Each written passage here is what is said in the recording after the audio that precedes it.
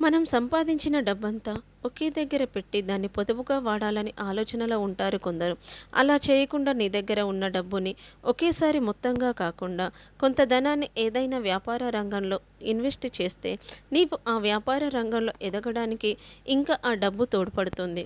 అంతేకాని ఆ డబ్బు పెడితే ఏమవుతుందో అని భయపడుతూ ఉంటే ఇంకా నువ్వు ఎప్పటికీ సక్సెస్ రీచ్ అవ్వలేవు. జీవితంలో ముందుకు వెళ్ళలేవు. నీవు అక్కడే ఆగిపోతావు. కాబట్టి డబ్బులను ఇంకా నువ్వు ఎదగడానికి ఉపయోగించు. అంతేకాని దాన్ని అక్కడే దాచిపెట్టి నేను ఎదుగుతా అంటే నువ్వు ఎప్పటికీ ముందుకు వెళ్ళలేవు. ఏ సక్సెస్‌ని నువ్వు రీచ్ అవ్వలేవు. భయంగానే బతుకుతావు.